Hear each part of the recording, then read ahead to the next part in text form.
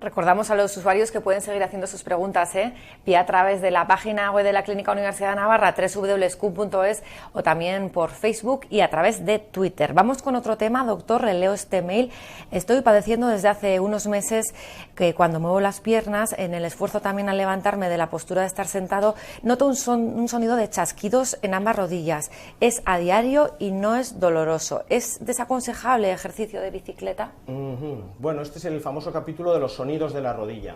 Quiero decir, muchos pacientes, su preocupación es que tienen chasquidos, tienen sonidos, cruje, hay distintas formas de expresarlo.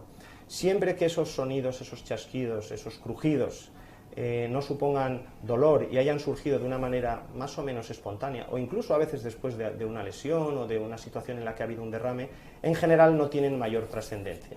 Es decir, por ejemplo, después de un traumatismo se puede producir líquido dentro de la rodilla e incluso algo de sangre. Ahí va a producirse algún tipo de cicatrices en el interior de la rodilla y la rodilla por dentro está cubierta de unas membranas que a veces forman como fibras, etcétera, que pueden dar origen a esos sonidos. Repito, si no hay dolor, si no hay limitación, si no produce más que el sonido, generalmente son totalmente inocuas y no tienen ninguna trascendencia y por tanto no habrá que hacer nada.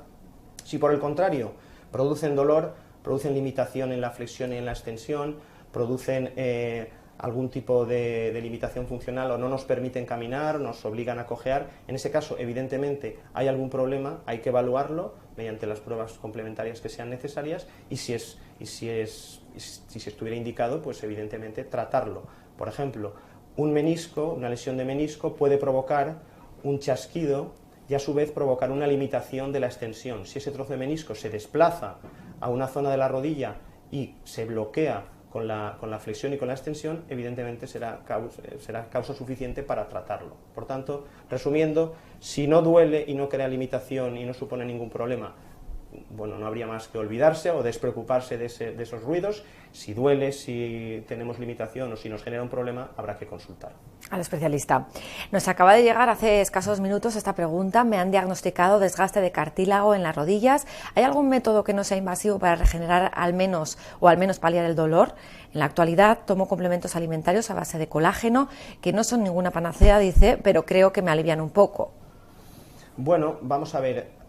A día de hoy, si la pregunta es ¿existe algo que claramente regenere el cartílago por vía oral o por vía intraarticular? La respuesta es que en este momento no existe evidencia científica clara de nada que regenere ese cartílago.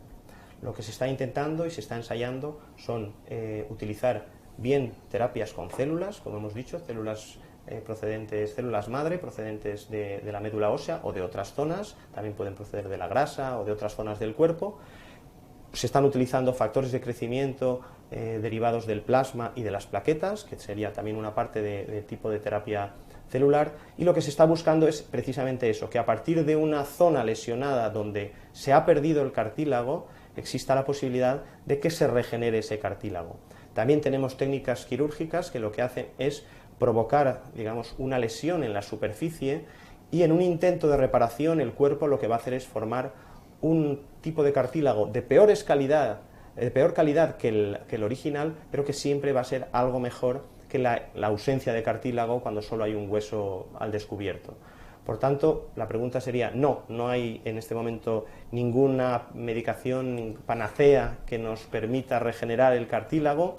Todos estos compuestos famosos de cartílago de tiburón, etcétera, realmente no tienen una evidencia científica. Lo que sí que sabemos, y sí que está demostrado científicamente, es que algunos de estos medicamentos o fármacos y medidas no invasivas sí que mejoran las características y la sintomatología del paciente, lo cual no significa que esté mejorando el desgaste y el deterioro articular. Lo que significa exclusivamente es que el dolor mejora, la movilidad puede mejorar y la flexibilidad de esas articulaciones puede mejorar.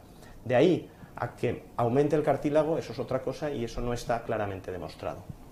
Doctor, hemos recibido varias preguntas de personas que padecen condromalacia. Es el caso de esta persona que nos escribe: tengo 31 años y me han diagnosticado esta enfermedad tras hacerme una resonancia. El año pasado era grado 3 y en la revisión de este año, después de haber tomado Condrosan, ha pasado a grado 4. Me han dicho que la única solución es quirúrgica. Me gustaría saber cuáles son las causas y el tratamiento. Bueno, la condromalacia es un tema que con relativa frecuencia se nos consulta. Pero la condromalacia, digamos que dicho de esa manera, condromalacia sería un diagnóstico incompleto. Es como tratar de identificar a una persona solamente por el nombre. Por el nombre podemos identificar a una persona, pero habrá muchas personas con ese mismo nombre. Necesitamos un apellido, es decir, un diagnóstico completo de la condromalacia estará con el apellido. El apellido va a ser la causa que origina esa condromalacia. ¿Pero qué es la condromalacia? La definición de condromalacia significa reblandecimiento del cartílago. Entonces, ¿cómo podemos diagnosticar que el cartílago está reblandecido o está más blando? Simplemente con una prueba como la resonancia magnética, que es la mayoría de las veces con lo que se diagnostica. En un intento de extrapolar esa situación, dependiendo de la imagen y la intensidad de señal que nos dé la resonancia magnética, existe una clasificación, como hemos visto, grado 1, grado 2, grado 3, grado 4, que nos da una idea del contenido de agua de esa superficie de cartílago.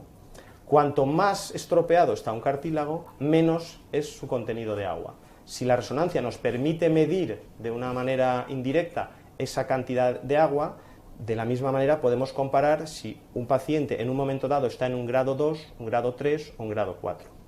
Pero esto es una clasificación que utilizamos para poder orientarnos, porque no existe una relación clara entre que un paciente tenga grado 1 y tenga poco dolor, o tenga grado 4 y tenga mucho dolor. Es decir, no hay una relación directa entre deterioro o grado de condromalacia y la cantidad de dolor. Hay personas que no tienen ninguna imagen de condromalacia en la resonancia y sin embargo presentan mucho dolor, y otras personas que tienen un desgaste muy importante a nivel de la rótula fundamentalmente, con una condromalacia de grado muy avanzado en el que ya se ha perdido el cartílago y sin embargo tienen muy poco dolor o no tienen dolor.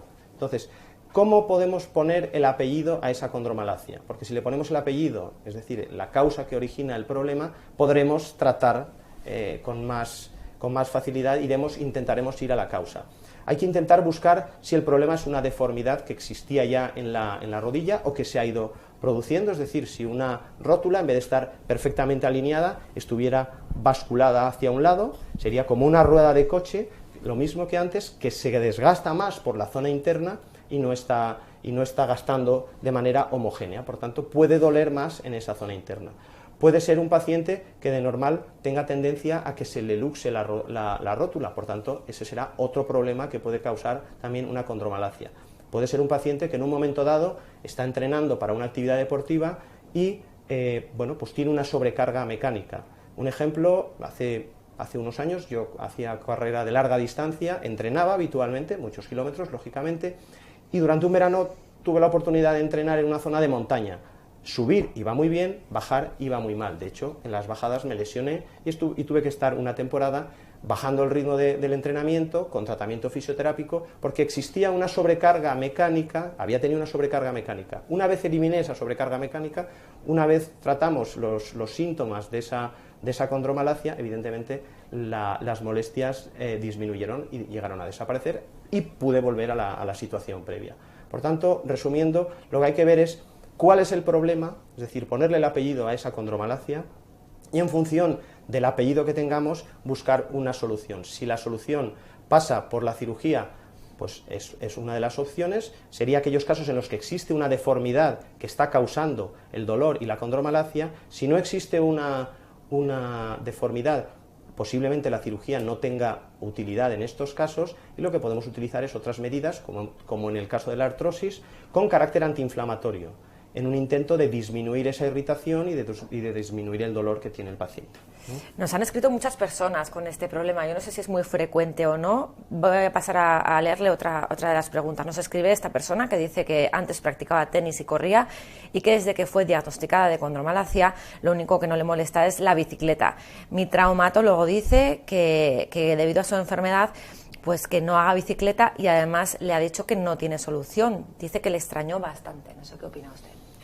Bueno, yo creo que volvemos un poquito a lo mismo, estamos todavía en un diagnóstico incompleto. Tendrá o no tendrá solución, tendrá mejor o peor solución en función de la causa que esté desencadenando esa condromalacia. Si resulta que es una alteración muy importante de la anatomía de esta rodilla de esta persona, pues es posible que necesite una cirugía y dependiendo de la cantidad de molestias, puede que le compense o puede que no le compense.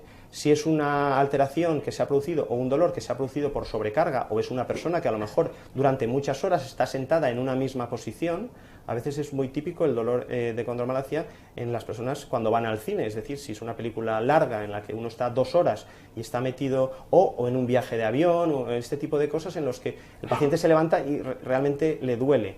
Pues a veces este tipo de cosas se cambian o se modifican simplemente alterando un poquito el ritmo que utilizamos, el levantarnos más veces, caminar, el hacer paseos cortos pero con relativa frecuencia, el utilizar algún analgésico, el disminuir las causas que potencialmente nos molestan. Yo en este caso no soy muy dado a dar prohibiciones, sino al sentido común que nos oriente a qué situaciones nos están provocando dolor y qué situaciones no nos están provocando dolor. Si en este caso de esta paciente que nos consulta, la bicicleta, por una parte nos sirve porque potencia la musculatura y no está dando unas molestias, no veo inconveniente para que siga con su actividad deportiva. Es más, va a tener una mejor potencia muscular y eso puede condicionar incluso que pudiera eventualmente volver a sus otras actividades como al tenis. Tenemos otra pregunta de una persona de 61 años diagnosticada de condromalacia por mala alineación de la rótula.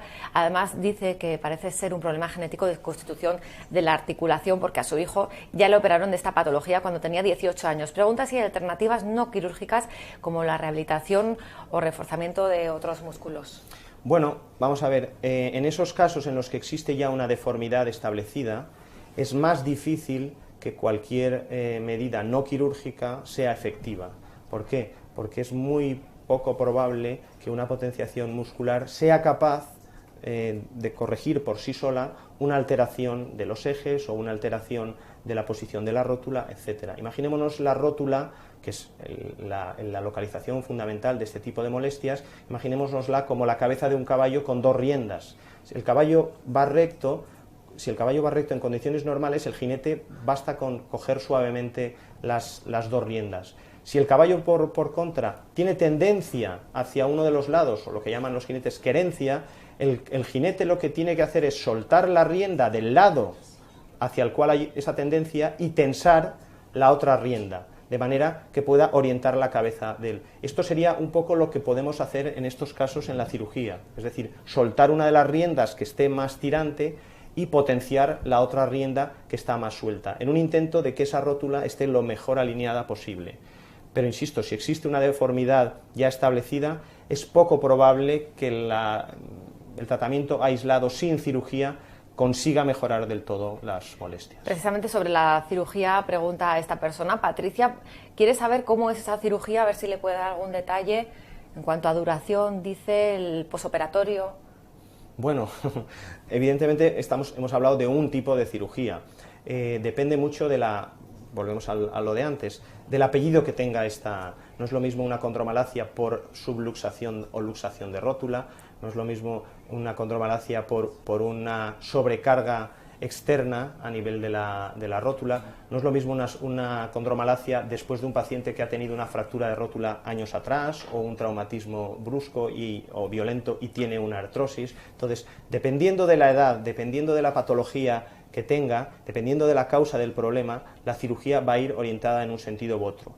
En última instancia, lo que buscamos siempre es que la situación anatómica más ideal para la rótula, es decir, que esté centrada respecto al fémur, tanto en la extensión como cuando la rodilla se flexiona, que no exista una sobrecarga mecánica de ninguno de los compartimentos, ni externo ni interno, y en la medida de lo posible, si se puede, algún tipo de terapia para intentar mejorar la superficie si existiera un desgaste importante.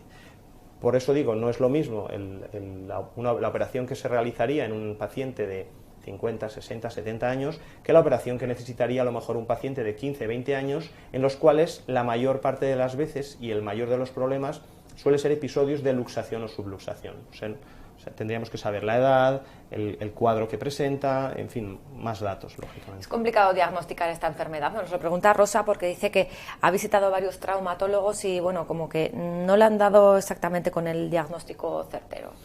Bueno, yo creo que no se trata de una dificultad, sino que, y realmente no es considerado como una enfermedad, sino como un cuadro de problemas mecánicos, habitualmente en la rodilla, que generan dolor anterior de rodilla. Entonces, el dolor anterior de rodilla sería el síntoma, lo que el paciente nos cuenta. La condromalacia, digamos, sería pues la manifestación que vemos en la resonancia, y por extensión se le ha dado el nombre al problema o a la enfermedad o a la lesión. Pero lo que más nos interesa, volvemos a lo mismo, es determinar claramente cuál es el mecanismo causante de ese problema. Si es una paciente que tiene una deformidad, pues evidentemente lo más probable es que sea esa deformidad de la rodilla y esa alteración del aparato extensor la causante, pero si no es esa la situación, a veces será suficiente con un tratamiento, muchas veces en ocasiones, de infiltración intraarticular, buscando una medida antiinflamatoria, un cambio incluso cambios en la técnica deportiva, a veces cambios en el calzado deportivo con mayor amortiguación, a veces el cambio en el entrenamiento, pues evitar, por ejemplo, las bajadas, o incluso hay pacientes en los que van bien por plano, van bien subiendo escaleras, pero no les beneficia la bajada de escaleras porque produce un impacto importante sobre la superficie. O sea que ese es un poquito el abanico que hay que intentar buscar de soluciones. Rosa comentaba concretamente que solo le alivia el dolor cuando se empuja la rodilla hacia adentro. No sé si le da alguna pista de su caso. Bueno, entiendo que al empujarse la rodilla hacia adentro disminuye la presión que ejerce la rótula sobre el fémur y, por tanto, de manera lógica, pues cabe pensar que disminuyan las molestias. De la misma manera que si apretamos la rótula contra el fémur, lo habitual es que en las personas que tienen este tipo de problema aumenten las molestias. Por eso, todo lo que disminuya el impacto sobre esa rótula habitualmente disminuirá las molestias. Por eso hacer salto o todo lo que sea deporte de carrera y de salto generalmente va a tener más impacto y más dolor sobre esa rótula.